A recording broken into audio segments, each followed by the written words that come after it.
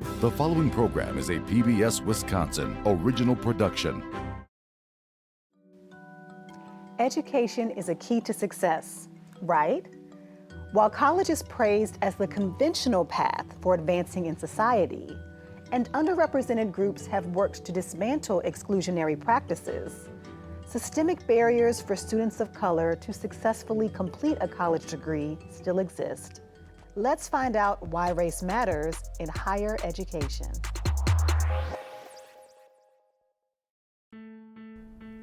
What are the realities for students of color? The civil rights movement has helped make higher education more accessible, but predominantly white universities still struggle to create a welcoming environment. According to a 2017 study, approximately 46% of Black students who started at a four-year public school complete their degrees in 6 years or less. That's almost 10 points lower than Hispanic students and more than 20 points lower than white or Asian students. Are there solutions to make higher education more inclusive and improve graduation rates for all students? In this episode of Why Race Matters, we talk to Tiffany Tardy, a graduate of UW-Madison where she was part of PEOPLE, a program that helps students from underserved communities obtain a degree. She's now a Milwaukee-based program director at a nonprofit working to improve retention and graduation rates for underrepresented groups. Hi, Tiffany. How are you doing today? I'm well, thank you. Angela, how are you? I'm doing great, thank you. So appreciate you taking the time to travel all the way from Milwaukee to come spend time with us and tell us a little bit about your story. Absolutely. I'm so happy to be here. Thank you for having me, even with the traffic. Right. So I guess to get us started, where should we get started? Do you want to tell us about kind of your role and the work that you do? Sure. So I currently work at All in Milwaukee. I just celebrated my 3-year anniversary, actually. Congratulations. Thank you. At All in Milwaukee, we are a college completion program supporting students from the city of Milwaukee from limited income backgrounds into their futures in higher education. So we provide scholarship support, which is something that attracts students to the program, but then we also are providing supplemental advising, financial literacy, we're providing career development support, as well as this one-on-one advising relationship with our students to really support them through their journeys in college. So I have been working in higher education for 15 years now, specifically related to retention programs of students of color, students from marginalized and underrepresented backgrounds, and students from limited income backgrounds. Love that. And there's so much we can unpack, and we will get to that Sure. in a second. But in terms of the focus of All in Milwaukee, are students from any institution eligible to work with you all, or do you focus on certain higher ed institutions? Oh, great question. So we have 8 different universities that we work with All in Milwaukee.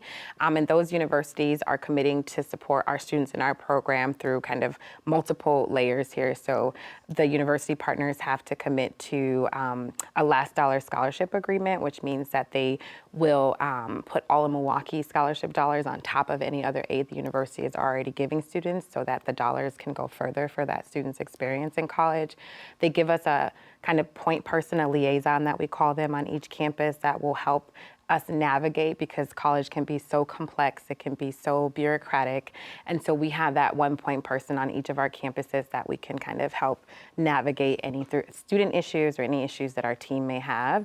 And then we also expect our university partners to really be committed to the work, be transparent about what's happening on their campuses, and then really wanting to work together to really, reduce that achievement gap to really support students through completion of college. And so really we have annual kind of step back conversations where we look at the data, we look at how our students are doing, we look at if there's any additional resources. Our students are expected to have more resources, so more tutoring, more support from the specialized programs on each of our campuses. We really like to say that our students are the academic all-stars. So treat our students like the athletes on campus, give them the, world-class service, is what we expect from our university partners. So we're working with those 8 institutions here in the state of Wisconsin with the hopes of really building cohorts on each of our campuses and building that community within a community and allowing students to really, feel that comfort, because there's a lot of campus climate issues across the state.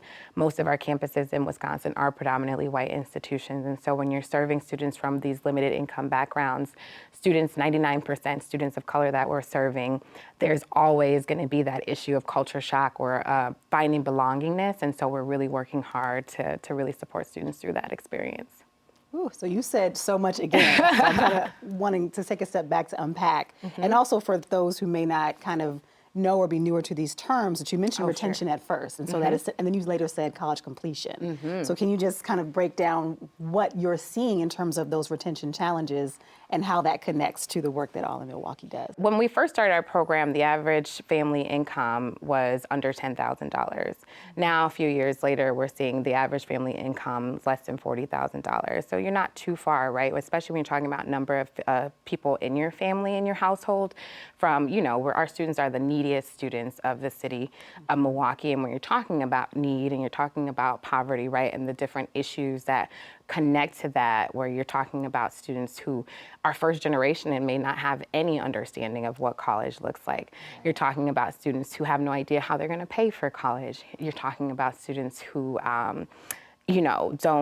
don't even understand what their abilities are just yet, right? They don't even understand that the sky is the limit when it comes to their potential. And so we really are, that's why I think I love this so much, because there's such a special group of people. And I think, our work is to shed light on the fact that you have these beautiful young adults, these kids in the city who have so much potential, and all they need is the access. All they need is an extra push or an extra hand or somebody to listen to them. Most of our students, again, will sign up for our program and say that they're signing up for the financial aid support. But if you ask them, we survey them every year, what the most beneficial thing is, it's the advisor that they have, because our team works really hard to build genuine relationships with these students, to connect with them, to understand their dreams and their hopes, and to really help them develop a plan to get there. And so it goes deeper than even mentorship. I think, I feel like there are so many stories that I could share where I feel like we have saved students' lives. We've really helped, them on a journey that maybe they wouldn't have been retained had they not had somebody that they could call in the middle of the night, or they could call when something goes wrong on campus. That's what really, really matters to us. Wow, I absolutely love that, because you're right. There's so much that goes into the decision to go to college, and then once you're there, and if you're a first-generation college student or someone who has no concept of what that means, there's even the nuances of like new terms, like what's a syllabus, like who are these people over here that are supposed to be helping me? I don't know who they are. I'm not even accessing them, and technically I'm paying for them because all those fees. That's right. Go towards all these things that I might not even be tapping into because I have no clue what they are. Engaging with my professor, what does that mean? That's different from what I experienced in high school. It's like all those unwritten rules that you're just expected to like have a light bulb switch and understand how to navigate to be successful. And students from our communities, from impoverished communities, are less likely to know those rules. That's and right. then how do not knowing the rules impact then your success? And we know it does, right? 100%. You just mentioned why it does. And I feel like you also raised kind of the point of like the intersectionality, because there is the overarching issue of poverty, but within that, there's also like the racial implications too. And so kind of even the distinctions between like, okay, students of color versus just a maybe poor student or a low income student conversation, like what might the needs be even when comparing those two groups? Oh, what a great question. Throw them at me, Angela. So what I will say, I think that is just so important, right, is that race is salient, regardless of what we're experiencing. I mean, up to this point, it's like we are a high need program, but we serve, primarily students of color because that's what the city, right, that's what reflective of our city. What I will say is that we provide this social emotional support for our students, and it's really about that connection on campus and that understanding of identity on a campus, and really, empowering our students to to lean into their identity, to not assimilate, right? And to really be authentic in everything that we do. I think that was a part of my own journey of like, how do I, embrace the fact that I'm a Black woman, as opposed to, thinking that it's problematic, because being a person of color is not something that you can hide, right? Like your income, you can hide. But as a person of color, that is the first thing that somebody is going to see. So if you're walking on a campus, like a UW-Madison, for example, then it can be, I think, very, very, triggering. It can be hurtful. It can be harmful. The types of things that you're going to experience either in the classroom or just walking across campus. Again, things that I've experienced myself. So I think that the conversations that we have with students around, their identity is really important, and really taking the time to get to know themselves. I think for me, and I think for a lot of the students that I've worked with, it's not until you hit college, right? You're at a lot of high schools are very much like either all Hispanic or, predominantly Black or, predominantly Asian. And so you go into this college space and you don't even understand that like there's actually a whole different feeling and experience as a person of color that you have to negotiate. And our role is to help them navigate those experiences. And so we have workshops with our students throughout each semester talking about these really real topics, and helping them understand that the feelings are valid. For example, imposter syndrome. And our students talk all the time about whether or not maybe this isn't for me, maybe I didn't, maybe I'm not ready for this internship, or maybe I really shouldn't have come to this school. And so those psychological issues, those thoughts get to them, and that can just, I've just seen it really destroy a student's academics, their self-esteem if they have a really rough first semester, which definitely happens. And then you're talking about, post-pandemic with virtual learning, a lot of gaps are there for students. And so they start to question themselves as people of color. And so that's what I would say when it comes to there's just a difference, right? Like, and you're having, like you said, you're having this kind of double whammy where you're also coming from a limited income background. And as a first generation student, 95% of our students, right? So you don't necessarily have all of this social capital. You don't necessarily understand all of the terminology. And our team is here to bridge those gaps. To me, it addresses, I think, sometimes the equity solutions you see in higher ed or like scholarship programs. Like, we'll give them money. That'll make it easier for them to come. Okay, now that I'm here, what is my experience like, though? And am I likely to stay, or is the money enough, or can I still be successful in spite of the dollars? And so I like that you are extending beyond, like, yeah, funding is essential. We don't want to ignore that. But there is something else about my social and emotional well-being, especially now, with other things being compounded on top of, like, I'm a college student that has deadlines and, like, responsibilities and all these things to navigate on top of a pandemic, on top of, like, racial unrest and, like, all this stuff. Yes. So I feel like you all are filling a very necessary gap that I don't think is always considered when talking about how do we help facilitate, like, these students being at least present on our campus. 100%. That's like usually my biggest kind of qualm is that many campuses, especially when it comes to D&I, and, it's such a buzz term right now, this whole diversity inclusion thing, which, it's great. I'm glad that folks are starting to pay attention to this more, because the issues aren't new. We've been talking about the same issues for probably 100 years now, right, when it comes to the achievement gap and the challenges that we're seeing in our communities around education and higher education. But I think that our campuses tend to focus on how do we recruit them? How do we get more and more here? How do we do that? But there's never a retention strategy. It has to be a part of everything that you do. It transcends department. So it can't just be the multicultural office or the D&I office, or we can go and see the VP of diversity and inclusion and then we're good. That's not how this works, right? Because that one person or that one office is not in that classroom with that student who has a racist faculty member. But what we can do is, I think what we're trying to do is recognize that there are structural issues that are going to take some time to address, but then how do we equip our students and our team with the tools to navigate the structures that exist already?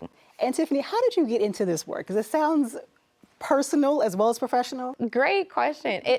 My story is very personal. Why I do this work is very personal. So I am born and raised in the city of Milwaukee. I went to kind of what I would say the creme de la creme of schools.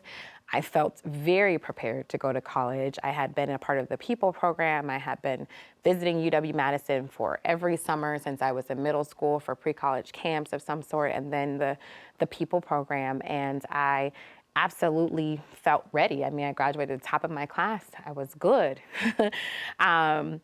And then I came to UW-Madison's campus, and I just, as I would say to my students or my team, I epically failed, you know. My first semester, I completed my first semester with a 2.0 GPA, and I was on academic probation. Wow. And I don't even know what happened, you know. It was kind of like you thought that you were ready, and I think that as you put language to it now, it's like the culture shock, the first generation piece, and not knowing how to navigate, even though you had all of these things around you. I just completely didn't get it. And I think I got caught up in just so many other things. I was a STEM major at the time, and I was taking, a terrible credit load that I would never tell anybody else to take. I took 17 credits my first semester, 3 of them 5-credit courses. It was just a terrible idea. But again, I didn't have that, intentional advising.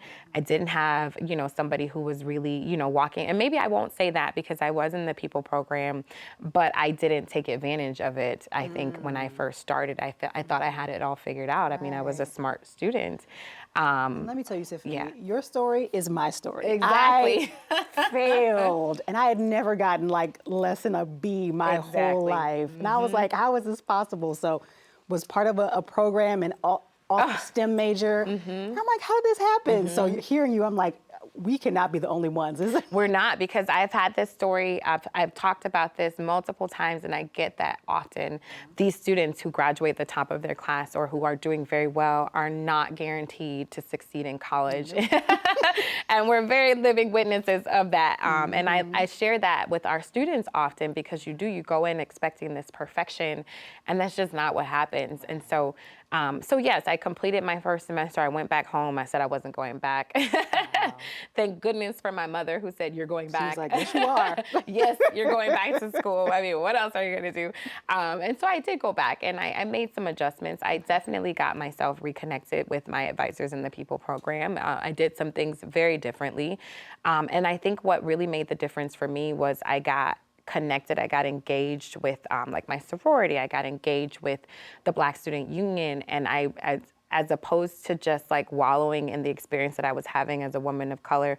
Because again, in those science classrooms, calculus or in chemistry, I was one of very few. Even my people weren't in that room, right? And so it was very taxing to go into a chemistry lab, and you have to work with a group of people, and nobody wants to work with you. They're all moving their chairs away from you, kind of thing. And who knows what it was about, but what I felt, right, was something that was really, really hurtful. And so those types of experiences really impacted, my ability to perform, I think, in a lot of ways, coupled with the fact that I probably shouldn't have been taking the courses that I was taking. But when I came back, I really committed to being that change. And I think that is where the impetus of my whole career was I don't want another student to experience what I experienced. And I know that I can have part in that. Wow, so literally your life experiences have served as the foundation, the springboard for the way you're able to support students now. Exactly. All of the things that I wish I had is what we try to give to our students. Every possibility of filling gaps, of reducing barriers, of just being accessible. We like to say we walk alongside them. I want nobody to feel like they're in it alone. And I think that I had those moments where I felt like I was in it alone. And I also, I think about the fact that I did have this great support program, which is why we are a lot more intentional, a lot more proactive with our students. We are all up in their business. We tell them that up front. They sign a release up front because we want to be that for our, and of course you're not gonna keep every student, but right now we have 94% of our students still enrolled after 3 years. That's and amazing. 2 of them being a pandemic. So that says a lot, I think, about the students that we serve and about the structure and the program that we've built. All campuses should want All in Milwaukee present, because you're literally supplementing what they are limited in what they can offer. And I mean, it looks good for them when the students are retained and graduate. Those numbers reflect positively on them too. That's right. So, it's a mutually beneficial relationship. It's a symbiotic relationship here, absolutely. But we understand, at least at this time, that All in Milwaukee can't be everywhere. So for people who are watching our conversation, and maybe there's two camps we can talk to and you can speak to differently. One side may be the education side of the camp, and they're like, what can we do? We're observing these challenges. You all aren't on our campus. We want to improve retention. What recommendations do you have for them?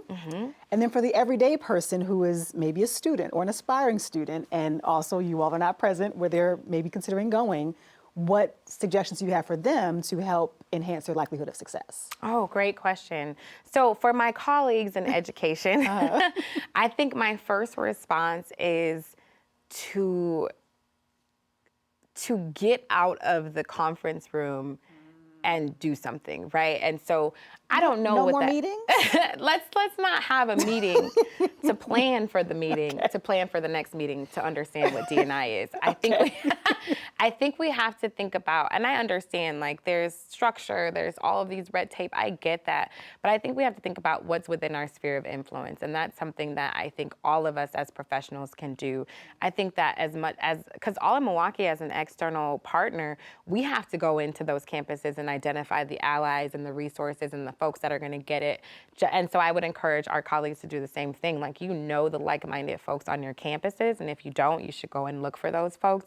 And then how do you then come together to really, tackle this issue or something that you're seeing? I think that I would add to say that, if you're seeing something, if you're seeing patterns of behavior, if you're seeing, this same faculty person's name is coming up in your advising sessions, then what are you going to do with that information? And that's where I think I've really learned in navigating the higher education space, is to have the evidence, have the data. And that's something that, again, that we can all do. Like, take the notes, right? Like, present those notes, actually go and look at the data, ask for the data. Everybody has an institutional research office on their campuses that you can really, and now I don't know what red tape they're going to push you through to get to that. Right. But I think that we can really, we can really push on, and we can ask the questions. I think ask the questions is what I would really tell our colleagues to do. And then the final thing I would say to my colleagues in education is that I get it. Like, higher education is going through a really, really just interesting time. Like, it's a really, really strange time for higher ed right now. There's all of this, flight. Folks are leaving the fields altogether. And so I get the stress of the work. I get how tough it is when you feel like you're not getting, the support that you need, that you're not being heard, and you can burn out, you can get exhausted, you can get tired. And so I 100% understand that. But what I will say is that if we're not going to do it, who's going to do it? And so just remember that why and the commitment to the work that you made. And if it's not right for you, you got to go do something else and let somebody else come in and make it happen for these students, because these babies need us. So if it's not in your energy anymore, right, then it might be time to reconsider. Now, I'm not trying to encourage higher education flight more than what it is, but I do think that a lot of folks in the work, it's hard work, and I think they're burnt out. And then that impacts the students and the work that we're doing, because you run out of fight, right? I've been in that position where you just run out of fight and you're tired, but we have to have folks who are willing to be in those rooms, who are willing to stand up, who are willing to speak out and have that courage, right, to advocate for our students, because they need it. And then to the students, right, I would say that it's important to find somebody, a mentor. Shout out to our friends at the Boys and Girls Clubs of Greater Milwaukee. They're doing incredible work on the high school side. There's a lot of really good work happening on the pre-college side in our city, and I think that students just need to tap into that. And if you haven't tapped in, reach out to me. I'll give you my information, because we can make sure that you get connected in your community. This is not a journey that you want to go on alone.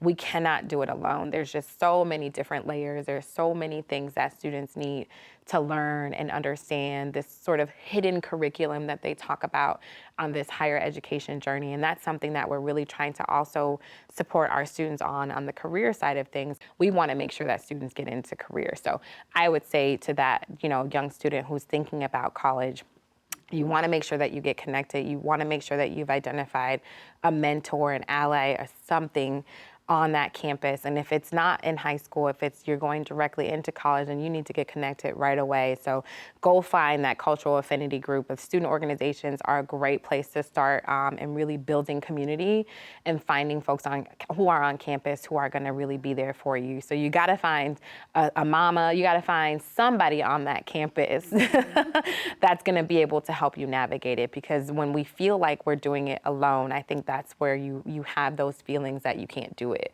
And you really just might need somebody to just listen to you and process through the things that you're feeling, because they're normal. And we've all experienced them. But it is attainable. It really is attainable. You can do it. So. Yes. So take action on the educator side. Find your person on the student side. That's right. Tiffany, it's been a pleasure talking with you. You've been such a great inspiration, and I hope that our viewers take so much away from our conversation today. So thank you so much, Angela, for having me. This was awesome. Oh, I love talking about this stuff. Thank you. Higher education is instrumental for well-being in our society. However, the repercussions of Jim Crow segregation linger in academia, creating additional hurdles for students from underrepresented groups to navigate. By understanding the barriers to a college degree, we can better work together to find solutions to help current and future generations of students. Watch additional episodes at pbswisconsin.org/whyRaceMatters.